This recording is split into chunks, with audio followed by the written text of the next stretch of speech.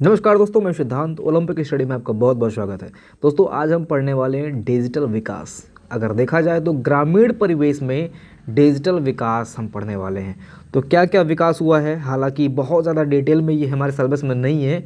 योजनाएं बहुत आई हैं, उनके अंदर जो ऐप वगैरह हैं वो हमें पढ़ने हैं, प्लस आंतरिक चीज़ें जो कि यूपीएससी लेवल पे पूछी जाती हैं। जैसा कि मैंने दृष्टि वगैरह का कंटेंट देखा तो वहाँ पे जो कंटेंट मुझे दिख रहा था वो लेवल अप लग रहा था। मतलब अगर वो उसको मैं यहाँ पे इंक्लूड करूँ तो आई थिंक बहुत बड़ा ब्रॉड हो जाएगा, वो चीज़ें यूपीएससी लेवल की हो जाएंगी। और जो मैंने अन्य कंटेंट देखा, मैंने कई बुक से देखा, जैसे एग्जाम्पुल हो गया, युक्ति हो गया, चक्षु हो गया, कई सारी जगहों पे मैंने ये कंटेंट खोजने की कोशिश की, लेकिन बहुत ज़्यादा कंटेंट मुझे कहीं पे भी नहीं मिला। प्लस मैंने कई सारे वीडियोस देखे तो वीडियोस के नाम पे तो अभी ज़ीरो है, क्योंकि वो तो वही पढ़ाते हैं जो लोग देखते हैं। अभी वो नहीं पढ़ाएंगे जो लोग जानते ही नहीं हैं। तो ये भी आपके सिलेबस में है। आप ये जान के चलिए कि ग्रामीण परिवेश में डिजिटल विकास भी हमारे सिलेबस में है। और अभी ये टॉपिक आई थिंक यूट्यूब पे लगभग मैं नहीं जानता हूँ, लेकिन शायद कोई नहीं पढ़ाया है। ठीक है, तो मैं ये स्टार्ट कर रहा हूँ। आप लोग वीडियो को शुरू से लेकर लास्ट तक देख लीजिएगा। और इंटरेस्टिंग टॉपिक है। यहाँ पे हम ऐप पढ़ने वाले हैं, थोड़ा सा जो योजनाएं वगैरह आई हैं उसको देखेंगे। बहुत ज़्यादा अच्छा मुझे अगर बाद में इसके बारे में कोई कंटेंट नया मिलता है तो मैं वीडियो को अपडेट कर दूंगा, एक दूसरा पार्ट ले आऊँगा। लेकिन जहाँ तक मुझे अभी चीज़ें मिली हैं उसको मैंने इसमें इंक्लूड कर लिया है। अगर मुझे एक्स्ट्रा टॉपिक मुझे इसमें मिल रहा है तो मैं वीडियो बना दूंगा। एक्स्ट्रा टॉपिक मैं किसी पे भी अभी बना सकता हूँ। ठीक है, जैसा कि राजस्व परिषद हम लोगों ने पढ़ा था, तो राजस्व परिषद में हम लोगों ने एक पार्ट किया है, दो पार्ट किया है। कुछ बच्चों ने कमेंट किया कि सर आपने अनुभाग नहीं कराया है, तो वो मेरे माइंड में है। अनुभाग का वीडियो मैं अलग से लाऊंगा, सारे अनुभाग हम उसमें देखने वाले हैं। राजस्व परिषद का दो पार्ट हमने अपडेट कर दिया है, नहीं देखे हो तो देख लेना। ठीक है, आते हैं अपने वीडियो टॉपिक पे। तो पहले हम महत्वपूर्ण क्वेश्चन देखते हैं, 10-15 क्वेश्चन जो कि आपके एग्जाम में रिपीटेड हैं, बार बार पूछे जाते हैं। पहले हम उनको देखेंगे एंड देन अपने टॉपिक पे आएंगे। ठीक है, तो देखिए हमने आज पहला क्वेश्चन लिया है, भारत का प्रथम डिजिटल गांव किस राज्य में है। ठीक है, ये जीएस में भी आपको मिल जाता है क्वेश्चन देखने को। तो भारत का प्रथम डिजिटल गांव अपना गुजरात में है। गांव का नाम मुझे नहीं पता है, गांव का नाम आप लोग कमेंट सेक्शन में लिख के जरूर बताइए कौन सा गांव है। ठीक है, अगला क्वेश्चन देखिए, भारत का प्रथम डिजिटल जिला कौन सा है। भारत का प्रथम डिजिटल जिला कौन सा है। अच्छा, जो मैंने बोला अभी मुझको नहीं पता है, तो क्या मैं पता नहीं कर सकता था? लेकिन मुझे पता भी है। ठीक है, लेकिन मैं चाहता हूं कि आप लोग कमेंट सेक्शन में एटलीस्ट कुछ तो लिखो। अभी तक आज तक थ्योरी में जो भी मैंने क्वेश्चन पूछा है, बीच में पूछा है चाहे बाद में पूछा है, लेकिन आज तक मुझे कोई रिप्लाई नहीं आया कि हाँ सर जी इसका आंसर ये है। ठीक है, तो फिलहाल मैं चाहता हूँ कि इसका आंसर आप लोग लिख ही दो। आज पहली बार कह रहा हूँ, लिख देना अगर आता है। ठीक है, आगे देखिए, भारत का प्रथम डिजिटल जिला कौन सा है। भारत का प्रथम डिजिटल जिला कौन सा है? तो भैया नागपुर है, महाराष्ट्र जिला में स्थित है, महाराष्ट्र राज्य में स्थित है। भारत का प्रथम कैशलेस गांव कौन सा है, मतलब जहां पे बिल्कुल ये जो नोट वगैरह होता है ना, ये नहीं चलता है भैया, पेटीएम करो वाला सिस्टम है वहां पे। ठीक है, तो ये कौन सा गांव है प्रथम जहां पे ये कैशलेस हो गया है पूरा गांव? ये है धसाई गांव, महाराष्ट्र। ठीक है, कौन सा गांव है? धसाई गांव, महाराष्ट्र। अगला पॉइंट है, अगला क्वेश्चन है, आप बोल सकते हो डिजिटल इंडिया का शुरुआत कब किया गया। तो डिजिटल इंडिया का शुरुआत 1 जुलाई 2015 को शुरू किया गया।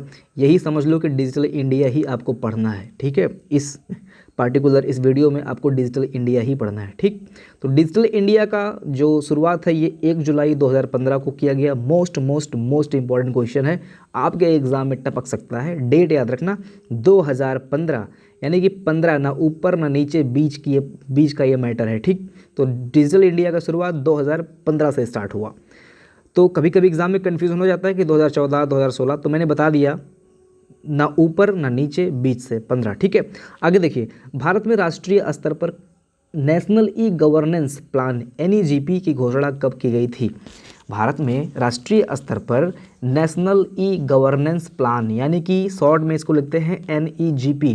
तो कंफ्यूज नहीं होना, एग्जाम में NEGP करके अगर लिख के कंफ्यूज करेगा तो समझना कि राष्ट्रीय स्तर पर नेशनल ई गवर्नेंस प्लान की बात हो रही है। इसकी घोषणा 2006 में की गई थी। 2006 में इसकी घोषणा की गई थी। आगे देखिए, डिजिटल इंडिया का मुख्य उद्देश्य क्या है।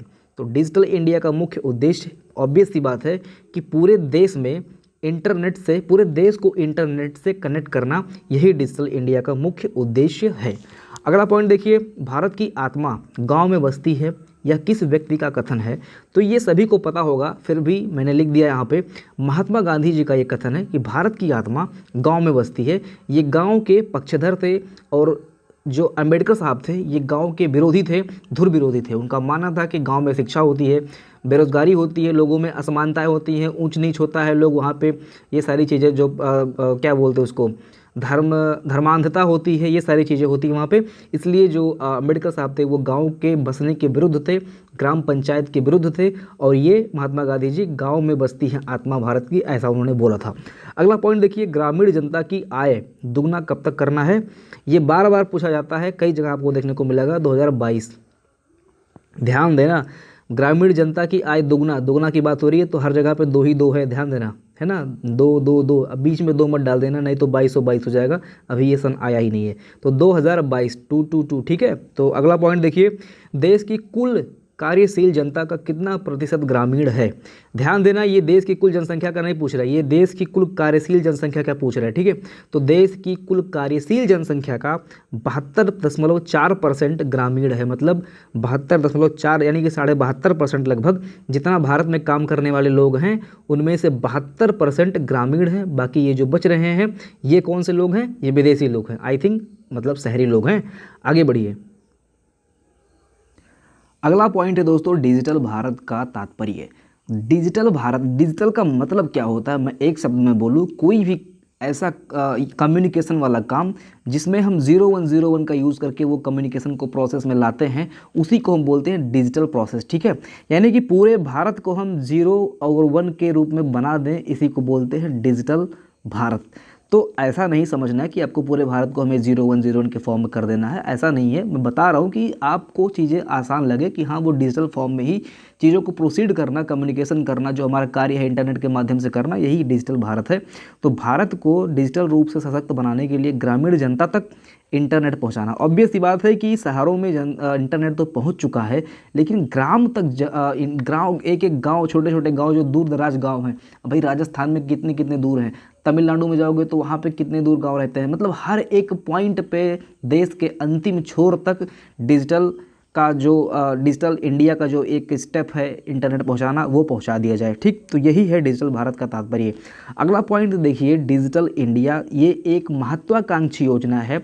महत्वाकांक्षी का तात्पर्य होता है एम्बिशियस, यानी कि ये इस महत्व के हम आकांक्षी हैं, मतलब ये ज़रूरी है, मस्ट है, यानी कि महत्वाकांक्षी है। 2015 में शुरुआत किया गया था डिजिटल इंडिया का, ठीक। अभी जस्ट मैंने आपका जो ऑप्शनल वाला, ऑप्शनल क्या बोल सकते हो, वन लिनर जो मैंने पहले कराया था उसमें मैंने इस चीज़ को बताया है कि 2015 में डिजिटल इंडिया कार्यक्रम शुरू किया गया था। यह एक महत्वाकांक्षी योजना है। इसका उद्देश्य है समावेशन। समावेशन मुझे नहीं पता है क्या होता है, आप लोग कमेंट सेक्शन में लिख दीजिएगा, ठीक है। चलो ठीक है, फिलहाल एक क्वेश्चन तो मैंने ऑलरेडी बोल दिया कमेंट सेक्शन में लिखने के लिए, तो मैं समावेशन का मतलब बता देता हूँ। समावेशन का मतलब ये होता है कि कोई गाँव है उसमें ऐसे ऐसे लोग रह रहे हैं, ठीक है। अब कुछ लोग अमीर हैं, कुछ लोग गरीब हैं। अब ये गरीब वाला आदमी जो है इसके पास योजना का लाभ नहीं पहुंचेगा, क्योंकि ये दौड़ धूप पाएगा नहीं। जो प्रधान जी होंगे वो सबको बांट देंगे यहाँ पैसा, जिनके पास पैसा ऑलरेडी है, लेकिन इस गरीब तक पैसा नहीं पहुँच पाता है। तो गांव के एक गरीब व्यक्ति तक भी सुविधाओं का लाभ पहुँचाना, कोई भी सुविधा आ रही है उसका लाभ पहुँचाना कहाँ तक, गांव के अंतिम व्यक्ति तक, यानी कि गरीब से गरीब व्यक्ति तक, इसी को बोलते हैं समावेशन। तो अब अगर डिजिटल समावेशन होगा तो यानी कि गांव पे अंतिम व्यक्ति तक इंटरनेट को पहुंचाना, इसको बोलते हैं डिजिटल समावेशन।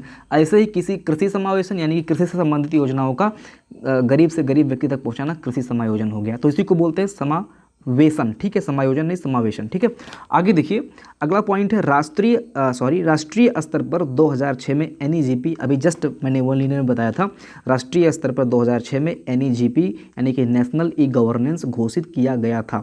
एक चीज़ देखना दोस्तों कि डिजिटल इंडिया कितने महत्वपूर्ण स्तंभों पर टिकी हुई है, तो ध्यान देना कि डिजिटल इंडिया 9 महत्वपूर्ण स्तंभों पर टिकी हुई है। आपको 9 स्तंभ रटने की ज़रूरत नहीं है, लेकिन जानना जरूरी है कि 9 महत्वपूर्ण स्तंभ हैं। अब यूपीएससी लेवल में 9 स्तंभ को लिखना और उसको एक्सप्लेन करना वो एक अलग चीज़ हो जाता है। आपको यहाँ पे जानना नहीं है कितने स्तंभ है, ठीक है। फिलहाल 9 स्तंभों पर टिकी हुई है, ये आपको जानना जरूरी है। अगला पॉइंट देखिए, भारत नेट यानी कि भारत का इंटरनेट, ये नेट जहाँ पे लिखा होगा इसका मतलब क्या है, इंटरनेट ही होता है, ठीक है। तो भारत नेट में क्या है, ब्रॉडबैंड द्वारा 60,000 गाँव को कनेक्ट करना, यानी कि वाईफाई पहुँचाना। ब्रॉडबैंड द्वारा 60,000 गाँव को कनेक्ट करने का लक्षित विश्व की सबसे बड़ी ऑप्टिकल फाइबर योजना है। ऑब्वियस सी बात है कि जब भारत को इंटरनेट से आप कनेक्ट करेंगे, जहाँ पे इतनी बड़ी पॉपुलेशन निवास करती है, तो भारत को इंटरनेट से आप कनेक्ट करेंगे तो ये ऑब्वियस सी बात है कि पूरे विश्व में सबसे बड़ी ये एक योजना बन के सामने आएगी। तो इसी को बोलते हैं भारत नेट। 60,000 गाँव को कनेक्ट करना है, ठीक है, तो यही है भारत नेट। अगला पॉइंट देखिए, राष्ट्रीय दूरसंचार नीति। दोस्तों, राष्ट्रीय दूरसंचार नीति पहले नाम हुआ करता था, बाद में इसका नाम कर दिया गया राष्ट्रीय डिजिटल संचार नीति। क्यों किया गया? राष्ट्रीय दूरसंचार नीति पुरानी थी और उसमें ज़्यादातर जो उसके काम हुआ करते थे वो एनालॉग माध्यम से होते थे। एनालॉग और डिजिटल आप समझ लीजिए, ठीक है। एनालॉग में जो हम एक ग्राफ बना के चीज़ों को ऐसे ऑब्जर्व करते हैं, और डिजिटल का मतलब होता है 1010 वाला फॉर्म, ठीक। फिलहाल ये साइंस हो जा रहा है, इसको मुझे नहीं करना है डिटेल में, बस इतना जान लीजिए कि पहले नाम था राष्ट्रीय दूरसंचार नीति और बाद में इसको कर दिया गया राष्ट्रीय डिजिटल संचार नीति, जब डिजिटल फॉर्म में आ गया। अब इसको थोड़ा देख लेते हैं, राष्ट्रीय डिजिटल संचार नीति क्या है, कब आया था। तो राष्ट्रीय डिजिटल संचार नीति को हम बनाए हैं 2018 में, ठीक है। 2018 में राष्ट्रीय डिजिटल संचार नीति को हम लाए हैं।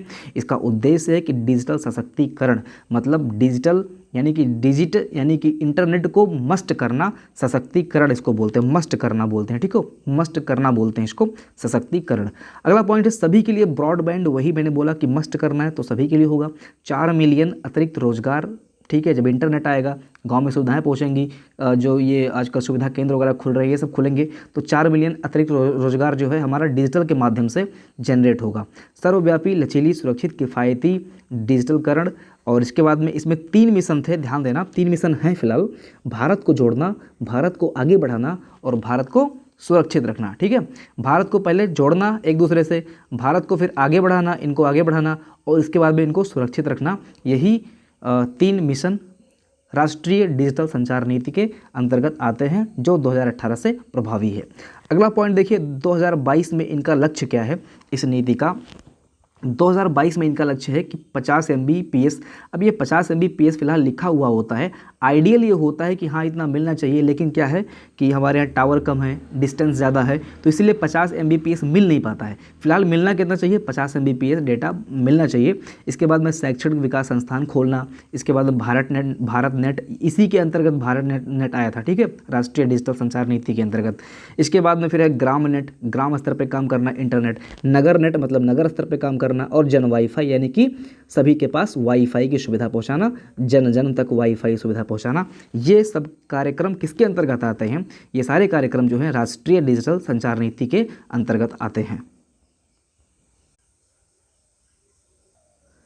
तो दोस्तों, अब हम पढ़ने वाले हैं प्रमुख ऐप के बारे में। ऐप मतलब एप्लीकेशन होता है जो नगर में भी और जन साधारण तक भी होता है। और दिल थाम के बैठना, लगभग हम लोग यहाँ पे 30 प्रमुख एप्लीकेशन के बारे में पढ़ने वाले हैं, जो कि बहुत ही महत्वपूर्ण है। आपके जीएस में भी ये क्वेश्चन पूछ सकता है, कौन सा ऐप किस चीज़ से संबंधित है, और प्लस आपके ग्रामीण में भी ये क्वेश्चन पूछ सकता है। तो प्रमुख ऐप आपको जानना बहुत ज़रूरी है। 30 ऐप मैं यहाँ पे लगभग 30 ऐप मैंने गिना नहीं है, लगभग अप्रॉक्स 25 से 30 ऐप मैं यहाँ पे आपको बताऊंगा, ठीक है। तो आप लोग दिल थाम के बैठना, शुरू से लेकर लास्ट तक पूरा का पूरा एक बार चेकआउट कर लेना, आपको सारी चीज़ें याद में खुद करवा दूंगा यहीं पे। देखिए, पहला ऐप हमने लिया है गर्व ऐप। इसका ट्रिक मेरे पास नहीं है, आप लोग अगर बना पाओ तो बना देना। गर्व, चूँकि मैं ट्रिक की बात यहाँ पे इसलिए कर रहा हूँ क्योंकि गर्व शब्द जो है एक मतलब प्राउड लग रहा है, और ये विद्युत से थोड़ा सा भी संबंधित नहीं है, ठीक है। अदरवाइज़ आप जानते होंगे कि ऐप जो होता है जो उसके शब्द बनते हैं वो कहीं ना कहीं उसको एक्सप्लेन कर रहे होते हैं, लेकिन गर्व विद्युत से संबंधित है, एकदम से अलग है, ट्रिक नहीं बन पा रहा है। तो यहाँ पे ध्यान देना, गर्व ऐप विद्युतीकरण यानी कि ग्रामीण में विद्युतीकरण से संबंधित है, और ट्रांसपेरेंसी यानी कि पारदर्शिता से भी संबंधित है कि कितना बिजली का बिल कहाँ पे खपत हो रहा है, एक पारदर्शिता होनी चाहिए, वो उस चीज़ से संबंधित है। केंद्र सरकार के द्वारा ये लाया गया है। अगला एक ऐप है दिव्यांग सारथी ऐप। दिव्यांग सारथी का मतलब ये है कि जो दिव्यांग का सारथी हो, यानी कि अब इसका मतलब ये नहीं कि कोई इसका दोस्त हो। केंद्र सरकार द्वारा ये लॉन्च किया गया ऐप है। दिव्यांगजनों को आसानी से सूचना तथा लाभ मिल सके, केंद्रीय सामाजिक न्याय तथा सशक्तिकरण मंत्रालय ने इसको लॉन्च किया है।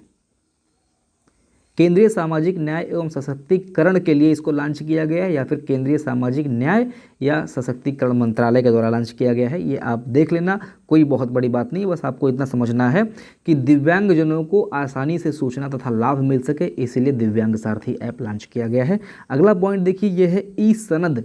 ई सनद ऐप, ई का मतलब होता है इलेक्ट्रॉनिक, कहीं पे भी आपको ई शब्द मिल रहा है तो इसका मतलब होता है इलेक्ट्रॉनिक, कहीं पे नेट शब्द मिल रहा है तो इसका मतलब होता है इंटरनेट। ठीक है, आगे देखिए, विदेश जाने वाले लोगों को डिजिटल दस्तावेज प्रमाणन पासपोर्ट बनाने की प्रक्रिया को और आसान।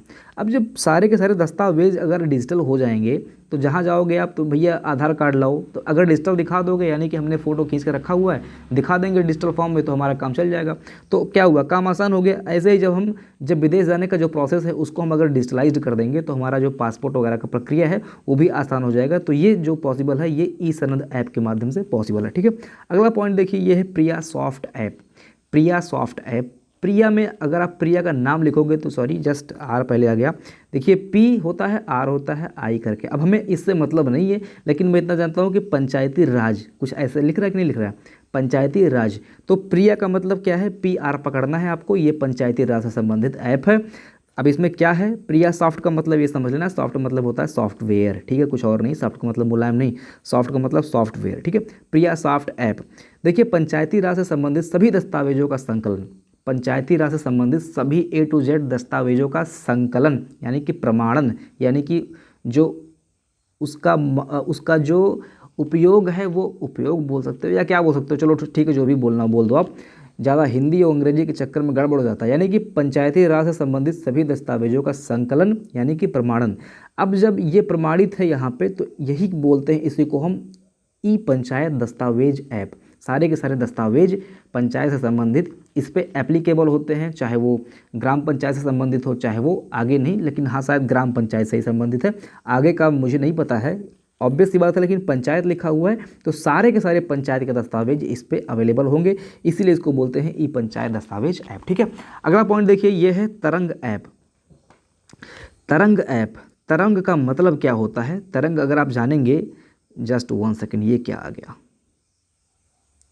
हाँ भाई क्या हो रहा है, हाँ तो दोस्तों तरंग ऐप, तरंग का मतलब क्या होता है, वेव्स, वेव्स मतलब ये वाली वेव्स। ठीक है, और ये कहाँ पे बनती हैं, ये करंट में बनती हैं, लाइट में बनती हैं, इलेक्ट्रिसिटी में बनती हैं, यानी कि केंद्रीय विद्युत मंत्रालय पोर्टल द्वारा, जिसके द्वारा विद्युत वितरण कंपनी तथा उनके द्वारा संचालित परियोजना पर नज़र रखने के लिए तरंग ऐप लॉन्च किया गया था। मोस्ट इम्पॉर्टेंट ऐप है, यानी कि विद्युत कंपनियों के वितरण यानी कि कितना बिजली कहाँ पे जा रहा है इसका, और उनके द्वारा संचालित परियोजना पे नज़र रखने के लिए तरंग ऐप संचालित किया गया था केंद्र द्वारा। ठीक है, अगला पॉइंट है दीप ऐप। अगेन दीप यानी कि आग की बात हो रही है, एक दिया जला लो, आग की बात हो रही है, यानी कि विद्युत से ही संबंधित है, विद्युत में ही तो आग होता है।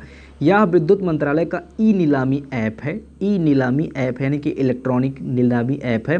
देखिए ये दीप का फुल फॉर्म आपको जानना ज़रूरी है, ये है discovery of efficient electricity price app. क्या लिखा हुआ है, discovery of efficient electricity price app, इससे ज़्यादा कुछ नहीं जानना है। अगला पॉइंट देखिए, अगला है बंधन तोड़ ऐप।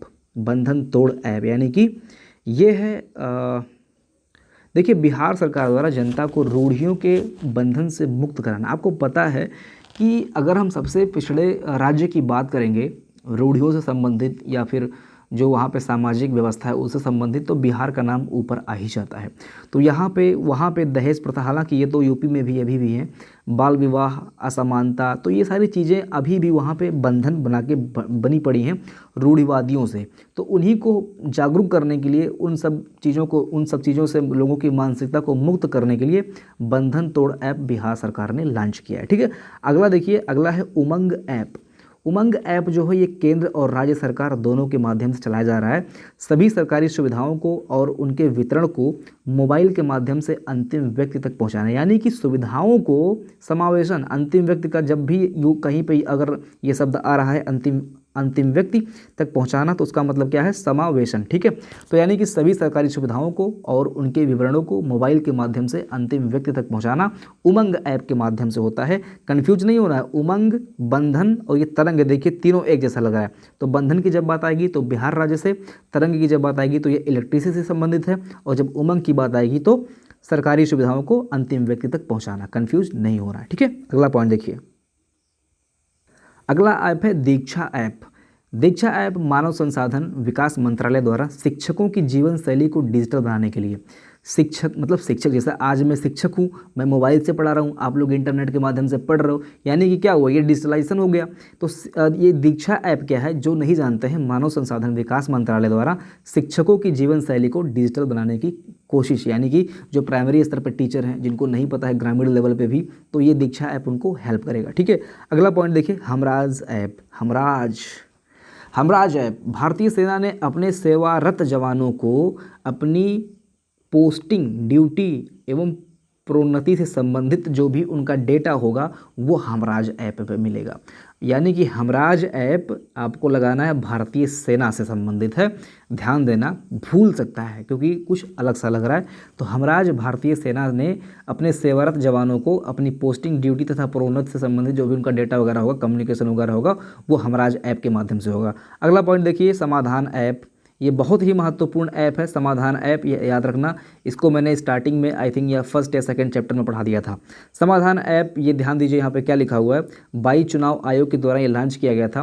भारत का कोई भी नागरिक, उम्मीदवार, राजनीतिक दल अपने सुझाव शिकायत दर्ज कर सकता है। ये अलग ऐप है दोस्तों, वहाँ पर मैंने कुछ अलग बताया था, ये अलग ऐप है, ठीक है। तो ये भी ध्यान देना और वो भी ध्यान देना, दोनों मैंने बता के रखा हुआ है। देखिए ये क्या है, चुनाव आयोग द्वारा, मतलब चुनाव आयोग का, ये चुनाव आयोग से संबंधित चीज़, यानी कि वोटिंग की बात होगी यहाँ पे। तो भारत का कोई भी नागरिक, उम्मीदवार, राजनीतिक दल अपने सुझाव को या शिकायत को इस ऐप के माध्यम से गवर्नमेंट तक पहुंचा सकता है। यही है समाधान ऐप, ठीक है। सॉरी, चुनाव आयोग तक पहुंचा सकता है, ठीक है, ध्यान देना। अगला पॉइंट है हरपथ ऐप। हरपथ ऐप का मतलब हरियाणा सरकार द्वारा सड़क की स्थिति की जानकारी। पथ लगा हुआ है, पथ बोले तो सड़क, हर बोले तो हरियाणा, ठीक है। हरियाणा का पथ यानी कि सड़क, हरियाणा सरकार की सड़क। अरे ऐसे ही जैसे याद करना हो याद कर लो। हरियाणा सरकार सड़क की स्थिति की जानकारी के लिए हरपथ ऐप लॉन्च की है। अगला पॉइंट है people first. People first, people का मतलब होता है जन, लोग, ठीक है। आंध्र प्रदेश से संबंधित ऐप है पीपुल फर्स्ट। शासन में हो रहे समस्त कार्य निर्माण की जानकारी जनता तक पहुंचाना, मतलब शासन में जितना भी कार्य हो रहा है उसका पूरा का पूरा खाका, उसका पूरा का पूरा डेटा पीपुल फर्स्ट ऐप पे अपलोड कर दिया जाता है और जनता उसको प्रोसीड करके देख सकती है कि क्या क्या चीज़ें कहाँ कहाँ पे काम हो रहा है, ठीक है। अगला पॉइंट देखिए, ये है सी बॉक्स ऐप। महिला बाल विकास मंत्रालय द्वारा लॉन्च किया गया है। सी जब लग गया तो ये महिला का नाम आ रहा है, ऐसे ही सी आपने पढ़ा होगा, ठीक है। तो सी मंत्रालय लगा तो यानी कि महिला एवं बाल विकास मंत्रालय, महिलाओं की सुरक्षा, उत्पीड़न और गोपनीयता से संबंधित है सी बॉक्स, ठीक है। अगला पॉइंट देखिए, ये है हिम्मत ऐप।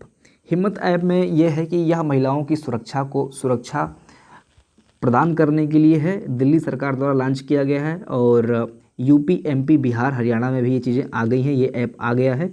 और मेनली ये दिल्ली सरकार ने आई थिंक जो वो कोई जो रेप वगैरह हुआ था आई थिंक दिल्ली में, तो वहाँ की सरकार ने इस चीज़ को देखते हुए लड़कियों को हिम्मत बनाने के लिए या फिर उन पे कोई चीज़ें आ रही हैं तो उसको वहाँ पे वो डाल सकें तुरंत, उस चीज़ को बनाने के लिए, उस चीज़ को बताने के लिए हिम्मत ऐप दिल्ली सरकार ने लॉन्च किया था। बाद में ये फिर क्या कर दिया गया, यूपी, मध्य प्रदेश, बिहार और हरियाणा में भी लॉन्च कर दिया गया है। अगला पॉइंट है पेटीएम ऐप। पेटीएम करो। तो पेटीएम ऐप 2010 में स्टार्ट हुआ था और इसका जो संस्थापक थे ये थे श्री विजय शंकर, ठीक है। कौन थे? विजय शंकर।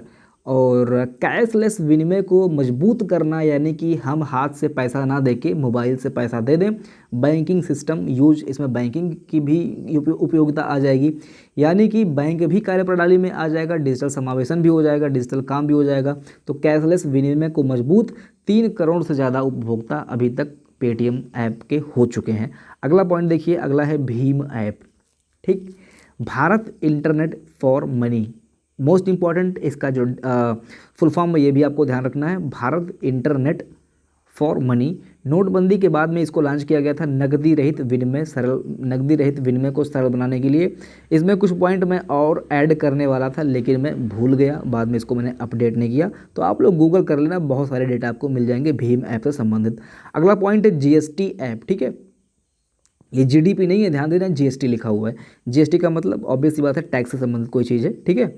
यानी कि भारत सरकार द्वारा जीएसटी से संबंधित दिशा निर्देश और कानून, भुगतान, नवीन जानकारी करदाताओं तक पहुंचाना, यानी करदाता जो टैक्स पेयर हैं उनसे संबंधित कोई अगर गवर्नमेंट कोई नया टैक्स लॉन्च कर रही है या फिर कोई संबंधित सूचना अगर लॉन्च कर रही है तो टैक्स पेयर तक वो सूचना पहुंचाना जीएसटी ऐप के माध्यम से होता है। अगला पॉइंट है RTI online portal. RTI online portal मतलब क्या है? डिजिटल इंडिया प्रोग्राम में सरकार द्वारा इसे 2020 में सम्मिलित किया गया। ध्यान देना, महाराष्ट्र सरकार द्वारा आरटीआई से संबंधित समस्त सूचनाओं को ऑनलाइन कर दिया गया है और ऐसा करने वाला प्रथम राज्य है महाराष्ट्र। ध्यान देना, ये स्टेट की बात हो रही है महाराष्ट्र। जब ये केंद्र शासित प्रदेश की बात करेगा तो आपको लगाना है दिल्ली। ठीक है, क्या लगाना है? दिल्ली। ध्यान देना, ये मोस्ट इंपॉर्टेंट क्वेश्चन है ये आरटीआई वाला। आरटीआई से संबंधित प्रथम राज्य जिसने समस्त सूचनाओं को ऑनलाइन कर दिया वो कौन सा राज्य है? वो है महाराष्ट्र। और केंद्र शासित प्रदेश कौन सा है? ये है दिल्ली। तो डिजिटल इंडिया प्रोग्राम में सरकार द्वारा इसे 2020 में सम्मिलित किया गया आरटीआई ऑनलाइन पोर्टल। अगला पॉइंट देखिए, ये है रियूनाइट ऐप। ठीक है, रियूनाइट का मतलब क्या है? रीयूनाइट, कुछ इसका ऐसा देख सकते हो आप। तो रीयूनाइट का मतलब है गुमशुदा और परित्यक्त बच्चों को पता लगाना। रीयूनाइट करना यानी कि एक करना फिर से, गुमशुदा और परित्यक्त बच्चों को यानी कि जो अपने फैमिली से अलग हो चुके हैं उनको फिर से रीयूनाइट करना, एक करना, जो गुमशुदा हो चुके हैं। तो गुमशुदा और परित्यक्त बच्चों को फिर से मिलाना, रीयूनाइट करना इस ऐप के माध्यम से होता है। अगला है कोल, देखिए क्या बोलेंगे इसको? Collab CAD. ठीक है, क्या बोलेंगे? Collab CAD. उद्देश्य क्या है? संपूर्ण देश में अटल टिंकरीज लेबोरेटरीज के छात्रों को रचनात्मक और कल्पना से युक्त प्रवाह के साथ 3D डिजाइन बनाने और संशोधित करने हेतु एक मंच प्रदान करना। इसको अगर हम शॉर्ट में देखेंगे तो कोलैब कैड ये लिखा हुआ है। ठीक है, हिंदी में आप मत देखिए, इसको आप ऐसे ही देख लीजिए, इंग्लिश में है तो कोलैब कैड ऐसे लिखा हुआ कैड। ठीक है, computer aided design, full form पूछ लेगा, ध्यान देना, कंप्यूटर एडेड डिज़ाइन आपके कंप्यूटर वाले पार्ट में पूछ सकता है। ठीक है, तो देखिए को का मतलब क्या होता है? को का मतलब होता है सह यानी कि उप, लैब का मतलब लाइब्रेरी या फिर कोई लैब वगैरह जहाँ पे एक्सपेरिमेंट होता हो, और कैड का मतलब कंप्यूटर एडेड डिज़ाइन जहाँ पे हम लोग 3D ग्राफ वगैरह का डिज़ाइन करते हैं। तो वही है, यहाँ पे ये कोई एक संस्था है अटल टिंकरीज लेबोरेटरीज या कोई एक संस्था होगी, लैब वगैरह होगी, कि छात्रों को रचनात्मक और कल्पना संयुक्त यानी कि इमेजनरी 3D डिज़ाइन। अब बेस सी बात है कि 3D का मतलब क्या होता है? यही तो, अरे हम लोग बचपन में कैसे बनाते थे भाई, क्या मैं भूल गया क्या? देखिए जस्ट 1 सेकेंड बना के मैं चेक कर लूँ, ऐसे। तो ये क्या है? हम गेस कर रहे हैं, इमेजिन कर रहे हैं कि हाँ ये दीवार है, इसके पीछे भी ये शेप है, ये हम इमेजिन कर रहे हैं। तो वही यहाँ पे लिखा हुआ है, देखिए यहाँ पे कल्पना संयुक्त। ठीक है, अगला पॉइंट देखिए, एक मंच प्रदान करना यानी कि कोलैब कैड के माध्यम से इनको एक मंच पे लाना, यही है। अगला देखिए, ये है क्या है भाई? ई ग्राम स्वराज पोर्टल एवं मोबाइल ऐप। ई ग्राम again electronic Gram Swaraj portal एवं मोबाइल ऐप। मतलब क्या है? मतलब यह है कि पंचायती राज ने जम्मू कश्मीर में बारामूला जिले के तुज्जर शरीफ ब्लॉक की जुलूरा ग्राम पंचायत को सर्वोत्तम योजना निर्माण और निष्पादन के लिए पुरस्कार दिया। इतना आपको पढ़ना पड़ेगा। पंचायती राज ने जम्मू कश्मीर में, देखिए जम्मू कश्मीर में बारामूला जिले में तुज्जुर शरीफ में ब्लॉक की जुलरा ग्राम पंचायत को सर्वोत्तम योजना निर्माण और निष्पादन के लिए पुरस्कार दिया। अब इसमें ज़रूरी ये है कि आपको ये 3 चीज़ें याद रखनी है कि एक जम्मू कश्मीर पंचायती राज ने और एक ये जुलूरा ग्राम पंचायत ने, ये दोनों याद रखना कि जम्मू कश्मीर में जुलूरा ग्राम पंचायत को सर्वोत्तम योजना निर्माण और निष्पादन के लिए पुरस्कार दिया गया। बाकी तो और बहुत सारी चीज़ें हैं, तो जैसे ब्लॉक वगैरह इससे हमें मतलब नहीं है। जम्मू कश्मीर और जुलूरा ग्राम पंचायत को हमने सर्वोत्तम योजना निर्माण और निष्पादन के लिए पुरस्कार दिया। और इससे संबंधित जानकारी ई ग्राम स्वराज वेबसाइट पर आपको मिल जाएगी। तो ये क्या है, कुछ संबंधित चीज़ें हैं ऐसे ही जो कि ग्राम पंचायत से संबंधित चीज़ें हैं। तो ये मैंने आपको डिटेल कर दिया, आप ध्यान दीजिएगा। जम्मू कश्मीर जुलूरा। अगला पॉइंट है वीर परिवार ऐप। सीआरपीएफ के शहीद परिवार को मदद के लिए, ठीक है, यानी कि अब वीरता की बात आ रही है तो सीआरपीएफ के शहीद परिवार को मदद के लिए हमने वीर परिवार ऐप लॉन्च किया। अगला पॉइंट है दामिनी। दामिनी का मतलब क्या है? दामिनी से याद आया, तारीख पे तारीख। तो दामिनी बिजली गिरने के 30-40 मिनट पहले अपडेट कर देता है दामिनी ऐप, यानी कि जब बिजली गिरती है ऊपर से तो ये 30-40 मिनट पहले ही वहाँ के लोगों को अपडेट कर देगा कि भैया हाँ यहाँ पे बिजली गिरने वाली है, खिसक लो सब लोग यहाँ से, ठीक है। तो इसको बनाया किसने है? पृथ्वी विज्ञान मंत्रालय ने इसको बनाया है। 30-40 मिनट ये अपडेट कर देगा कि हाँ भैया यहाँ पे बिजली गिरने वाली है। अगला पॉइंट देखिए, ये है खेलो इंडिया ऐप। खेलो India app sporting super power के लिए विकसित करना। आपको पता है कि अमेरिका ओलंपिक में कितने मेडल जीतता है, चाइना कितने जीतता है, रसिया कितने जीतता है, यानी कि हम देखेंगे तो यूरोपियन कंट्रीज़ और अमेरिका का मतलब दबदबा है ओलंपिक वगैरह में, और हमारा दबदबा सिर्फ क्रिकेट तक सीमित है। हालांकि हम लोगों ने हॉकी में अच्छा परफॉर्म किया है ना, और भी कई सारे खेल में हम और अच्छा कर सकते हैं। इसी स्पोर्टिंग को हमने सुपर पावर बनाना है आगे चल के फ्यूचर में, इसलिए हमने खेलो इंडिया ऐप लॉन्च किया है। यहाँ पे स्पोर्ट्स से संबंधित बहुत सारी चीज़ें आपको मिल जाएंगी जब आप जाएंगे। अगर आपका स्पोर्ट्स में इंटरेस्ट है या आपकी कोई बहन भाई है वो मतलब इंटरेस्ट ले रही है, तो आप ये ऐप डाउनलोड करवा के उनकी फिजिकल फिटनेस पे या फिर खेल से संबंधित कोई भी चीज़ है वहाँ पर आप उसको चेक करवा सकते हो, ठीक है। तो इसी के उद्देश्य से खेलो इंडिया ऐप लॉन्च किया गया है। यहाँ पर आप ध्यान दीजिए क्या लिखा हुआ है, स्पोर्टिंग सुपर पावर के लिए विकसित करना, खेल और फिटनेस के लिए जागरूक करना, यही खेलो इंडिया ऐप के अंतर्गत आता है। बोलो ऐप है, बोलो बोलो बोलो, यानी कि हम जो ये करते हैं गूगल असिस्टेंट वाला ना, ओके गूगल, तो यही इसी टाइप से बोलो ऐप लॉन्च किया गया है। ये क्या करेगा कि प्राइमरी स्कूल के बच्चों को भाषा यानी कि हिंदी और इंग्लिश से संबंधित चीज़ें सिखाएगा। तो ये बोलो ऐप है, गूगल ने लॉन्च किया है, गूगल का प्रोडक्ट है बोलो ऐप। प्राइमरी स्कूल के बच्चों को भाषा और हिंदी इंग्लिश वगैरह सिखाएगा, ठीक है। तो ये बोलेंगे और उनको वो ट्रांसलेट वगैरह करेगा। सिंपल छोटी चीज़ों, कोई गूगल के लिए ऐसा बनाना कोई बहुत बड़ी बात नहीं है। अगला देखिए, दर्पण ऐप। दर्पण क्या है? ग्राहकों की सुविधा के लिए संचार मंत्रालय ने ये चीज़ें लॉन्च की, ये ऐप लॉन्च किया। देश के सभी डाकघरों में अब पोस्टल बीमा योजना, 1.2 लाख डाकघरों को आपस में जोड़ना, ये दर्पण ऐप के माध्यम से हुआ। यानी कि जो ग्राहक लिखा हुआ है ये डाकघर के जो ग्राहक हैं उनकी बात कर रहा है। तो ग्राहकों की सुविधा को संचार मंत्रालय ने, यानी कि आम नागरिक भी बोल सकते हो, उनकी सुविधा को संचार मंत्रालय ने इसको ध्यान में रखते हुए देश के सभी डाकघरों में अब पोस्टल बीमा योजना शुरू किया है। बीमा वगैरह कुछ नया पोस्टल बीमा योजना शुरू किया है, जिसके माध्यम से 1.29 लाख डाकघरों को आपस में जोड़ा जाएगा। अगला पॉइंट देखिए, ये है सचेत ऐप। मोस्ट इंपॉर्टेंट की कैटेगरी में ये भी ऐप है। सचेत ऐप बाई आरबीआई ने लॉन्च किया है। ध्यान देना किसके द्वारा लॉन्च किया गया है? आरबीआई ने, रिजर्व बैंक ऑफ इंडिया। मुख्यालय कहाँ पे है? कमेंट सेक्शन में लिख देना, ठीक है।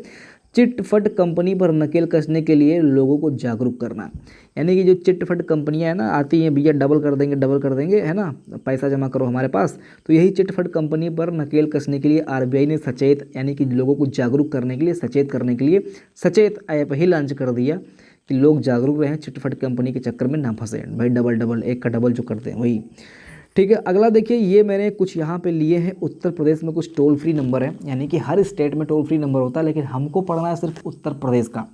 उत्तर प्रदेश में जो प्रमुख टोल फ्री नंबर हैं उनके अंतर्गत पहले नंबर आता है 1090। अगर आप लोग लखनऊ में रह रहे होंगे तो हैप्पी न्यू ईयर अगर आप मनाते होंगे कभी, तो भैया वहाँ पर जाकर देख लेना का होता है 1090 पे, ठीक है। तो 1090 पे ये क्या है? वुमेन पावर लाइन है। वहाँ पे जान लीजिए कि लड़कियाँ वहाँ पे पहुँचने के बाद में हावी हो जाती हैं, ठीक है।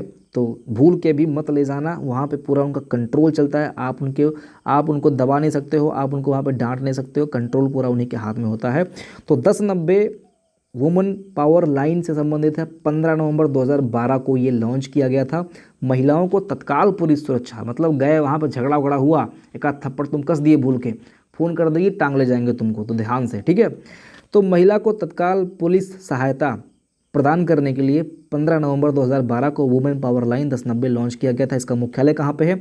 I think Gomti river front ही 1090 है, ठीक है, जहाँ तक मैं जानता हूँ। हालांकि मैं बहुत ज़्यादा गया हुआ नहीं हूँ, 1-2 बार गया हूँ, ठीक है। देखिए अगला पॉइंट क्या है? चाइल्ड हेल्पलाइन 1098 इसका नंबर है। 1090 है चाइल्ड हेल्पलाइन, इसका जो नंबर है याद रखना आपको 1098, ठीक है। इसके बाद में है नेशनल एम्बुलेंस सेवा, ठीक, नेशनल एम्बुलेंस सेवा 102 इसका नंबर है। और ये एनआरएचएम के माध्यम से चलाया जाता है। जननी सुरक्षा योजना के माध्यम, जननी सुरक्षा योजना से संबंधित है ये। और ये क्या लिखा है मैंने? 173 AN 2014, 17 जनवरी 2014 को ये लॉन्च किया गया था, नेशनल एम्बुलेंस सेवा।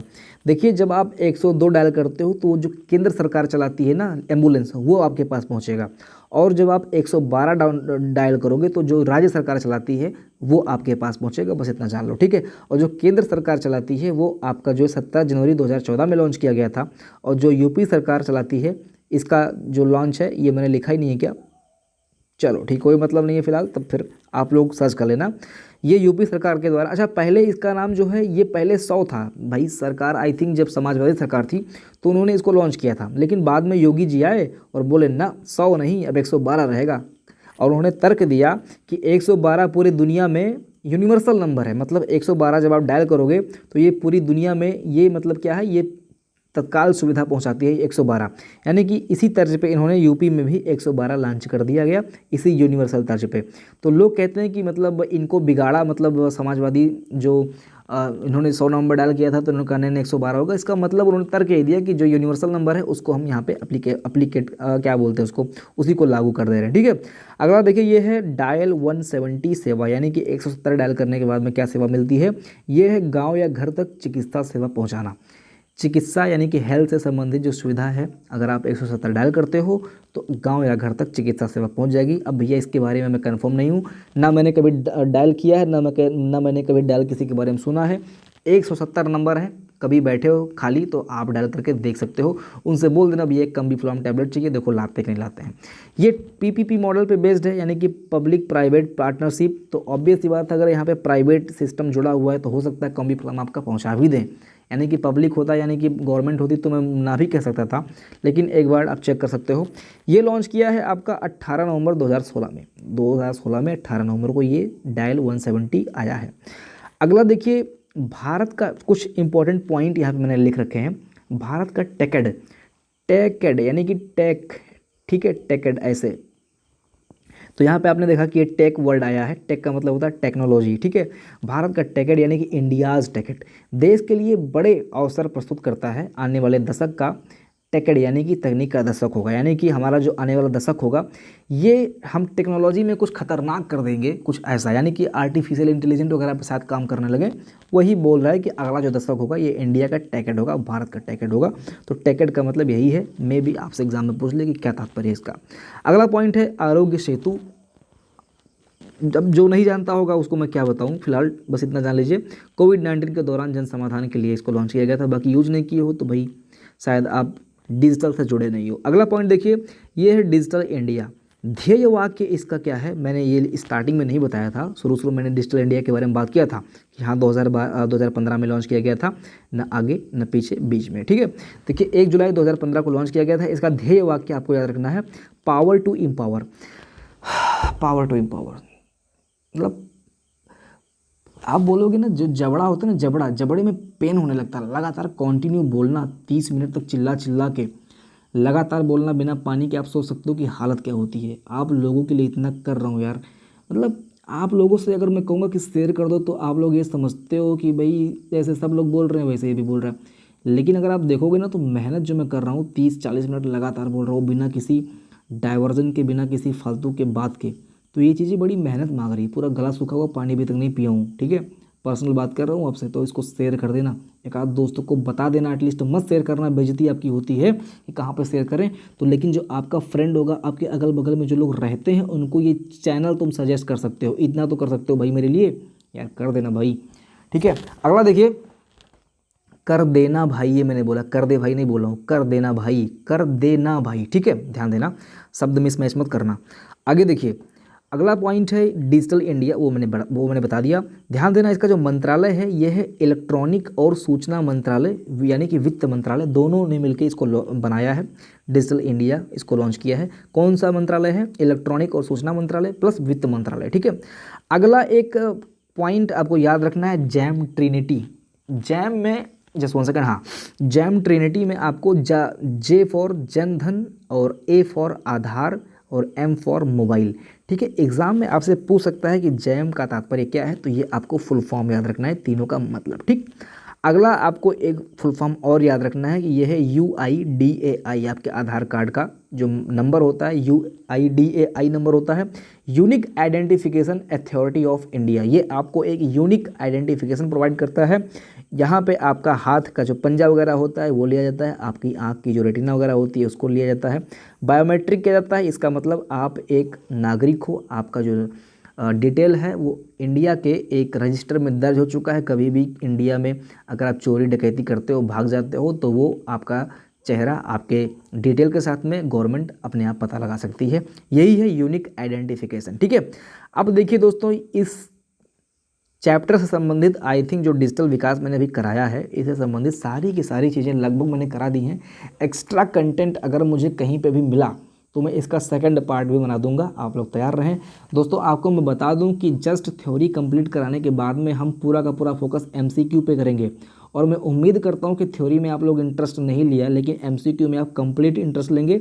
और हर वीडियो पे मेरे 2 से 3 दिन के अंदर 1000K चाहिए। अगर आपने इतना किया तो मैं सच बता रहा हूँ कि आप लोगों के लिए, ग्रामीण परिवेश के लिए इतना हार्ड वर्क करूँगा।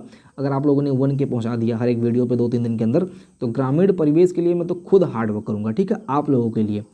तो उम्मीद करता हूँ कि आप लोग स्वस्थ होंगे, व्यस्त होंगे, मेहनत करते रहिएगा। मिलते अगली वीडियो में, अपना ख्याल रखिएगा। जय हिंद।